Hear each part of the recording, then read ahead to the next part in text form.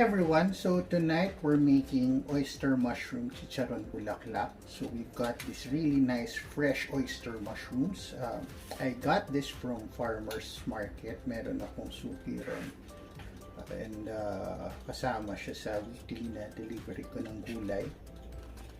Medyo mahal siya. It's around 500 pesos per kilo. But even 1 kilo would last you 2 even 3 weeks.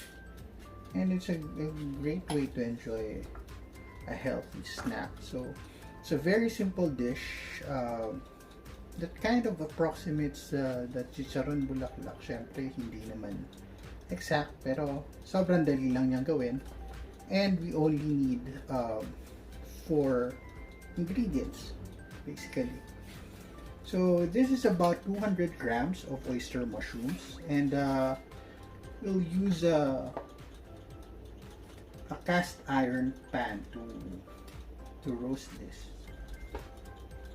Actually, it's very useful itong cast iron pan na to.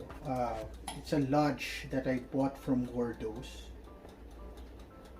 I've used it to bake cakes, roast chicken, even sear steak, and it's very nice quality. I have another set of cast iron pans that are, ang brand niya is Oyster,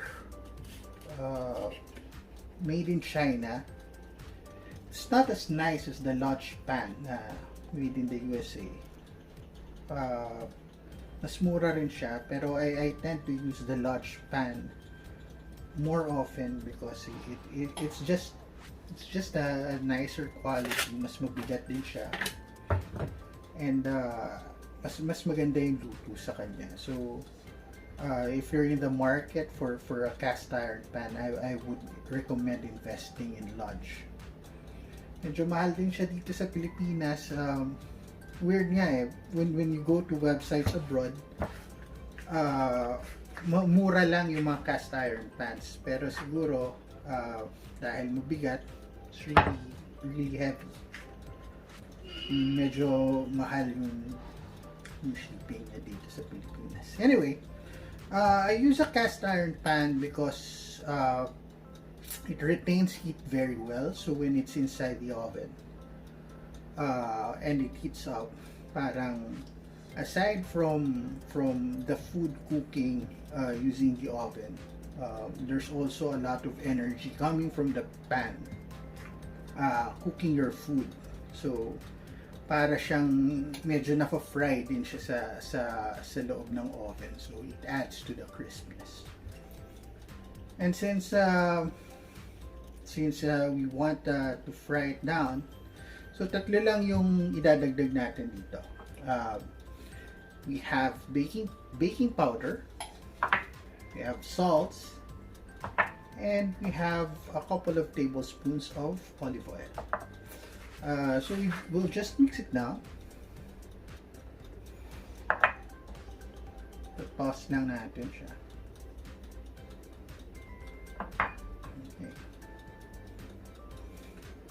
So about a half teaspoon of salt and about half a teaspoon of baking soda. Baking powder. So quick science review. Baking soda is sodium bicarbonate, and yun yung sa chem natin before nung high school. Pag hinaluan nyo ng acid, vinegar for example, bubula siya and produces carbon dioxide. So baking powder, you would want to use baking powder because baking powder is composed of baking soda and then a powdered acid and some starch. So pag naluto yung baking powder, pag nabasa siya tapos na-heat up siya, then produces the carbon dioxide. So that's why there are bubbles pag ginamit natin siya for baking. Now for this dish, the baking powder is useful because it adds it raises the pH level of what you're cooking. So that leads to better browning. Also the carbon dioxide adds the bubbles dun sa surface nung niluluto para umangat yung surface area. So yun lang, just give it a quick toss. And then you also would want to use baking powder kasi if you just use baking soda here, medyo metallic yung taste niya dahil it's very alkaline. So yun, so that's all the preparation you need. And then we'll just put this in a really hot oven. If you have convection or a turbo broiler, this will work too. And put it dun sa upper part ng oven. Tapos you just roast it for about 25 minutes. So see you in around 25 minutes.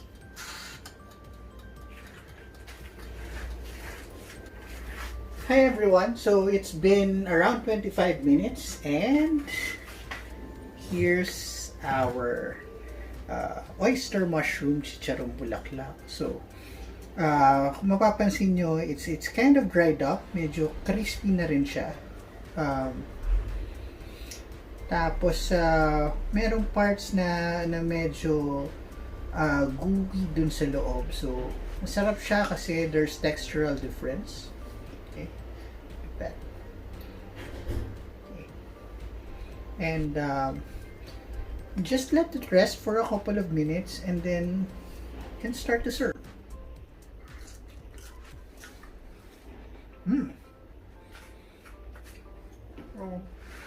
Seasoned well enough, but good to finish. I like adding a little MSG. Sabi ni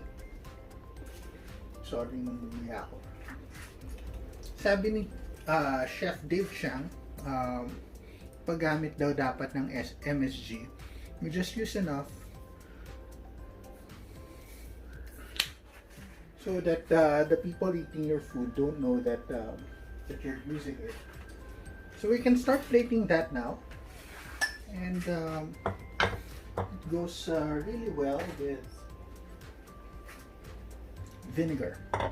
So if you have good vinegar, medyo nag-stick siya dun sa cast iron pan. So yung nag-stick na parts na yan, those are the really crispy bits.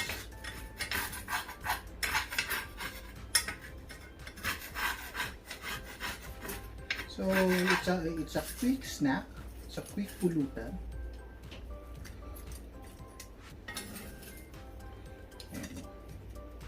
So there are crispy parts and then there are gooey parts. Parang it's the best chicharong bulaklak, diba?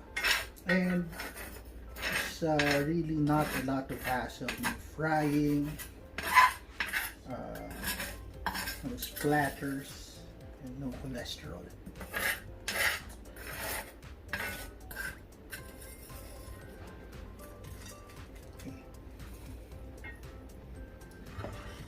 This coconut vinegar that we have. This is from Quezon. It's really orange and really spicy. It's Quezon's best pinasarap pure and natural coconut sap vinegar. Asin. And enjoy.